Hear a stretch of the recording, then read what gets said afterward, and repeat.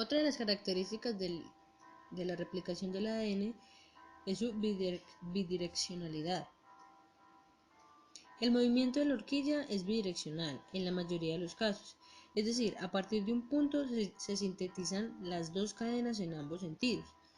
Este proceso ocurre en la mayoría de los organismos, pero se dan excepciones en algunos procariontes debido a que los mecanismos de replicación que tienen lugar dependen de la propia estructura de su material hereditario, si el ADN es circular, lineal, bicatenario o monocatenario.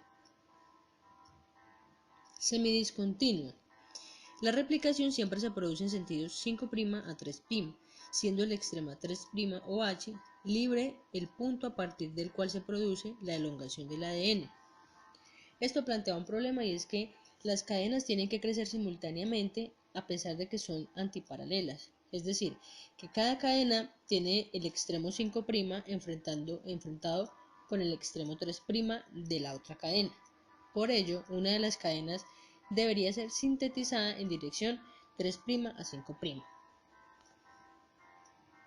Los científicos japoneses Reiji Okazaki y Tsuneko Okazaki resolvieron este problema en la década de 1960 al descubrir que una de las nuevas cadenas de ADN se sintetiza en forma de trozos cortos que en su honor se denominan fragmentos de Okazaki.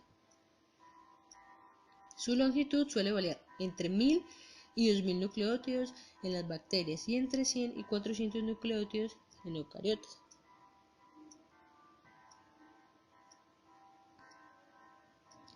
Podemos observar las hebras progenitoras, la horquilla de replicación, la hebra retrasada, la hebra de ADN que sintetiza de nuevo, dirección de desplazamiento de horquilla de replicación.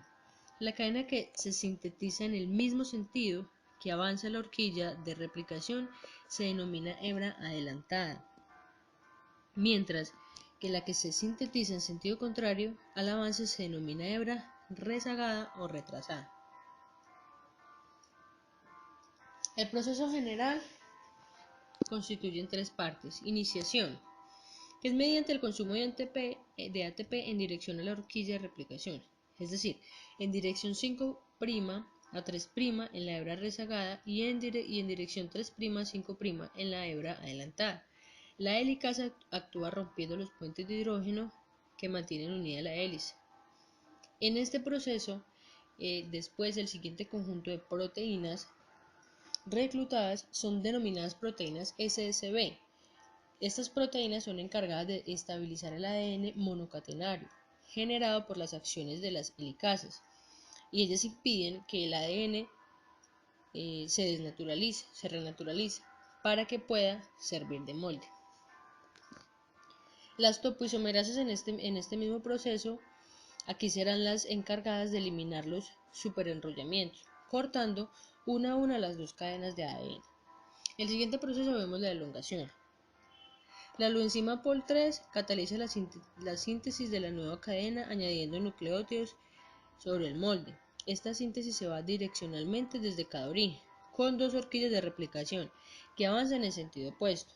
Entonces, cuando dos burbujas se tocan, se fusionan y cuando todas se han fusionado, todo el cromosoma ha quedado replicado.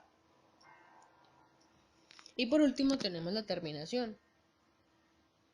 Y aquí vemos la fusión de las dos horquillas y la formación del ADN circular. Al finalizar el proceso, la etapa anterior, entra en participación la ADN polimerasa de tipo 1 con actividad endonucleasa, la cual degrada los cebadores y rellena los huecos usando el extremo 3' de la cadena anterior contra la enzima ligasa, que es la encargada de sellar los cortes que quedan.